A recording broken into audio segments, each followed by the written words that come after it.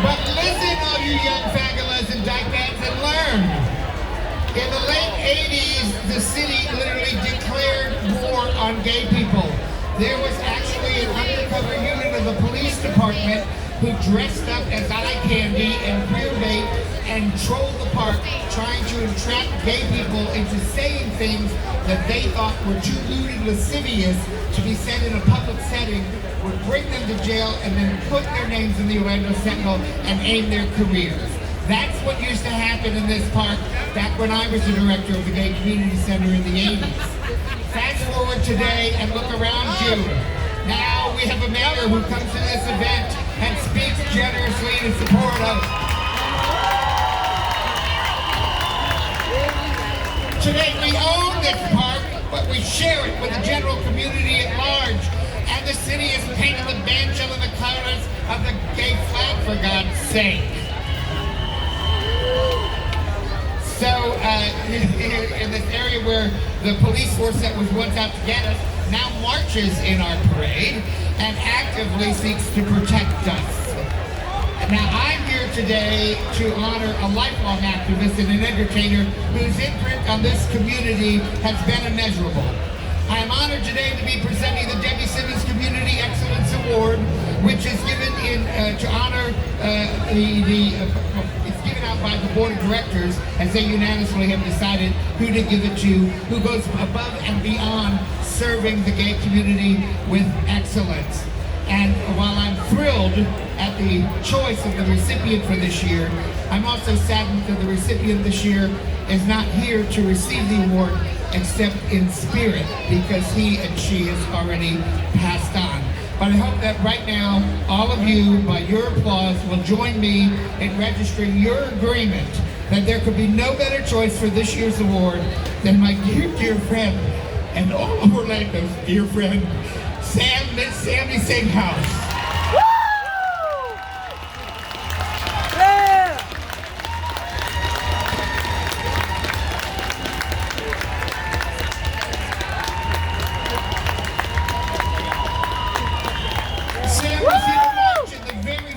Gay Pride Parade ever held. Miss Sammy performed and even hosted several headdress balls and was the center of fundraising initiatives of virtually every LGBTQ plus charity in Central Florida. In fact, Sam's only real fault, other than being late for every goddamn thing he ever did in his life, was his inability to say no. Sam simply did not have it in his heart to refuse his time and energy for any worthwhile endeavor or to help newcomers excel in his profession. Sam was a relentless fundraiser, and Miss Sammy was a mentor to literally hundreds of up-and-coming drag performers during his lifetime. As Orlando's first son of the Broadway stage, Sam appeared in the original Broadway cast of Seven Brides for Seven Brothers, and Sam was a Kajal in the original production of Broadway's La Cage aux Folles, and that's where Sam the Man learned how to apply makeup and wigs and transform into a woman. And when he got back to Orlando, he put those things to good use when he started hosting the drag races at the Firestone Club, and that's when Miss Sammy was born and Orlando fell in love with her. Never exclusive to any one club, Miss Sammy was welcome on every stage in town with the help of her costumer's sister-in-law, the dearly departed Marcy Singhaus. Sam bought Miss Sammy's special blend of 1950s suburbanite hostess to many occasions and shows at the Parliament House, to Drag Queen Story Hour at the Orlando Public Library, to bingo at the Center, karaoke at Maxine Sunshine, to Twisted Sisters bingo at Hamburger Mary's, and back in the day, all the game shows she used to host with Julian Bain at Southern Nights, and she was privileged to perform at the grand opening of Pulse nightclub, where I was privileged to work together with Sam, as she and I were on the opening crew of Pulse as co-entertainment directors. But Pulse wasn't the only club Sam was responsible for. He and his family owned and operated Big Bang Nightclub, which was a wonderful gay club right in the heart of downtown Orlando that's very much mixed. Sam went on to become a fixture in many Wanzie productions, and I'm fortunate to have shared the stage and screen with Miss Sammy on many occasions over our course of 30-year friendship. I miss Sam so very much. And without him here to play the roles of Jackson and June, which I wrote specifically for him to play, I don't know how I will ever again produce a production of The Ladies of Viola Heights. I've only just begun to scratch the surface, but I'm sure my time is already up, so I'll share just one other observation with you. Most of you have probably met at least one drag queen in your life, and I think you all would agree that most of the time the drag persona is very different than the persona behind it. The man is often quiet and soft-spoken and introspective, while the drag queen is all that.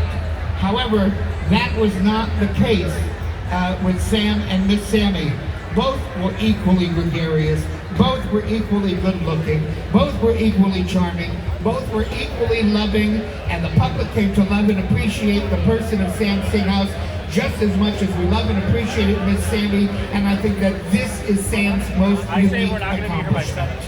And now to receive the award on Sam's behalf, I'd like to invite to the stage his late-in-life love that Sam was so happy to have as his companion, who never left his side during his final days. Please welcome Jessica Dawson.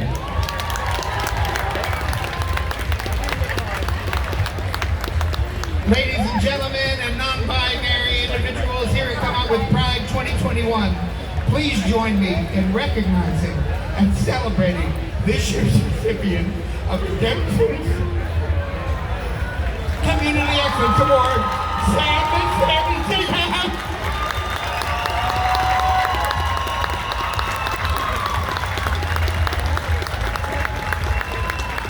On behalf of Sam, his family, and his friends, accept the award. Thank you very much. Thank you, love you too. Thank you everybody for being here, and now I'd like to bring on to the stage Florida House of Representatives Carlos Guillermo Smith and Jack